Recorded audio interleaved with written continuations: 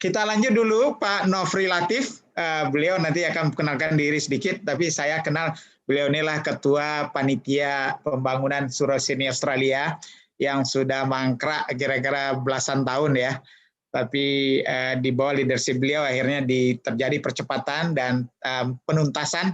Dan sekarang warga Minang sedunia sudah bangga lah bahwa ada satu model surau internasional di Sydney. Beliau ini juga adalah tokoh yang bergerak di bidang IT di perusahaan Amazon, dan beliau nanti akan memberikan pengalaman beliau kepada kita. Kami persilakan Pak Nofri Latif. Terima kasih Profesor Fazli. Terima kasih. Apakah suara saya terdengar? Sudah kedengaran jelas. Silakan. Alhamdulillah. Terima kasih. Assalamualaikum warahmatullahi wabarakatuh. Waalaikumsalam warahmatullahi wabarakatuh. Terima kasih Pak Profesor Fazli, Bapak Bermalis. Saya benar-benar mengucapkan sangat terima kasih atas kesempatan yang diberikan. Tapi juga khususnya tentang support dari Pak Profesor, Pak Bermalis dalam mensupport kegiatan surau kita. Dari tahun lalu kita sepakat bahwa harus kita jalankan, harus kita beli dalam tahun 2021, dan insya Allah sudah kita selesaikan di Desember 2020. Jadi mungkin ahead of target mungkin. But insya Allah hari ini semua masyarakat sini, Pak Profesor, mereka sangat senang sekali untuk bergotong royong. Jadi 90% dari pekerjaan yang kita lakukan untuk renovasi sekarang kita lakukan sendiri. Karena biaya labor cost di Australia kan sangat tinggi sekali. Jadi yang kita lakukan sekarang adalah kita coba untuk mempersiapkan gedung kita untuk dapat berpartisipasi dalam kegiatan bulan Ramadan yang tentunya nanti sangat terbatas karena protokol COVID yang harus kita compliance di Sydney dan Australia. Tentang saya sendiri, saya orang meninjau, ibu dan bapak saya dari meninjau, dari Bayur. Yang terkenal saya meninjau adalah kalau empat bisa berenang di danau, makan pesi. Itu mungkin yang dari meninjau yang selalu saya kenal. Saya di Pekanbaru, besarnya di sana, kemudian ke Jakarta. Kemudian selama lebih dari 20 tahun saya di Australia. Itu bermulai karir di perusahaan Amerika, AT&T, Telekom and Telegraph. Kemudian saya pindah ke Lucent Technologies, Nokia, itu bergerak di bidang telekomunikasi. Dan saya sangat beruntung bahwa yang saya lakukan fokus sekali di bagian information technology. Saya pegang tim di Asia Pasifik dan kemudian ke Hewlett Packard, HP, dan kemudian terakhir di Amazon.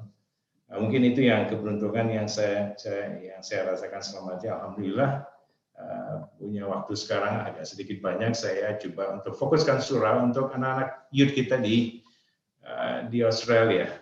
Kita dan kita siapkan tempat buat orang-orang tua kita untuk kita semua bisa merasakan suasana surau gitu, Pak Profesor. Adapun ada beberapa prinsip mungkin ini apa sih kiat-kiatnya yang bisa kita lakukan untuk yang bisa saya share untuk mungkin generasi milenial, bagaimana cara kita menempuh karir di internasional. Saya cuma pengen share 3 aja mungkin ini yang mungkin secara krusial mungkin bisa kita lihat. Yang pertama adalah selalu yang saya ingin cobakan adalah bagaimana kalau kita clear goal in mind, artinya apapun yang kita lakukan, usahakan kita punya target, kita punya goals, apa sih yang mau kita lakukan. Itu mungkin yang pertama kali yang saya coba lakukan adalah clear goal in mind, apa yang ingin kita lakukan, dan tetapkan target. Ini apa, target apa yang kita lakukan. Kemudian juga untuk memotivasi diri. Bagaimana kalau kita set up goal, kadang-kadang ini terlalu tinggi. Kita ciptakan kayaknya milestone, langkah-langkah kecil yang akhirnya yang kita bisa capai. Yang pada saat kita capai kita merasa senang dan kita harus reward.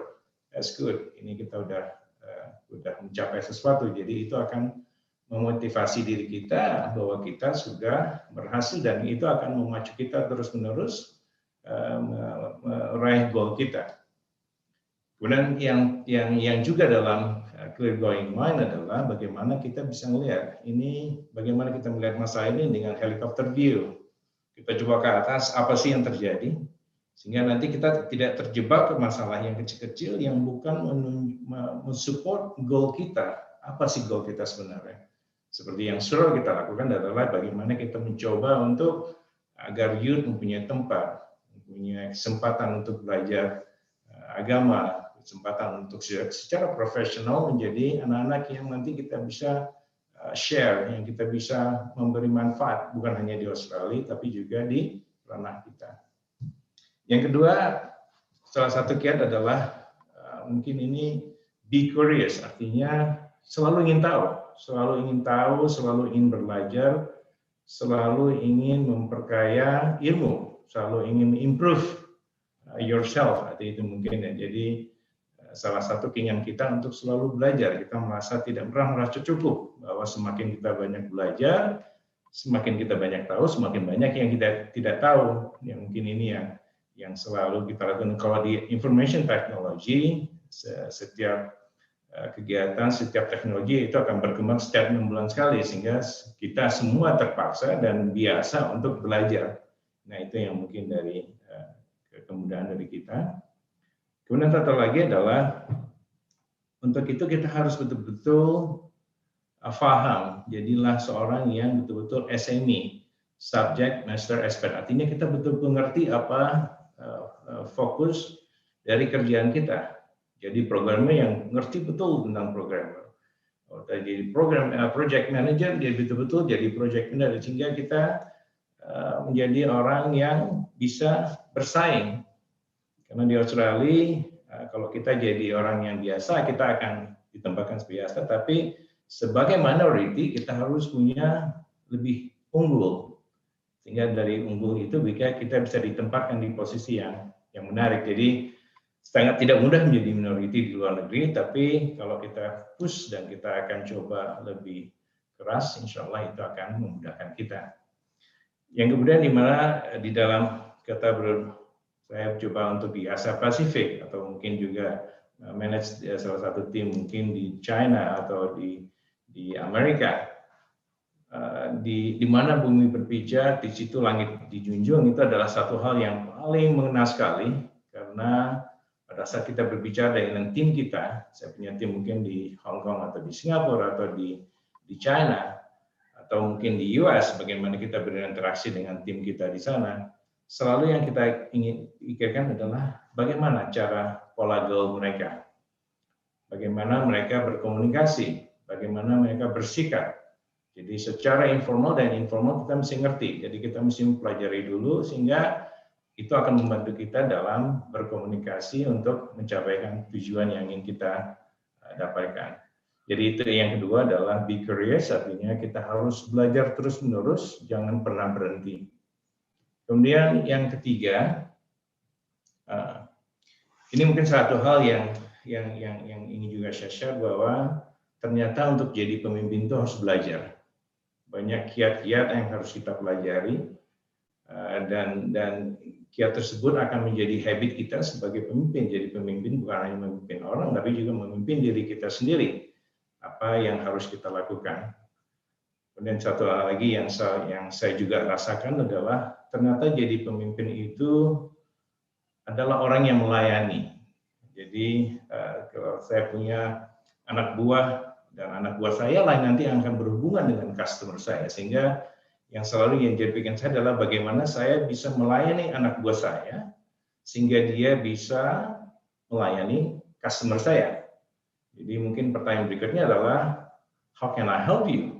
Itu mungkin yang buat anak buah saya. Jadi dari cara pendekatan seperti itu, anak buah kita akan terbuka dan dia tidak akan segan-segan untuk share.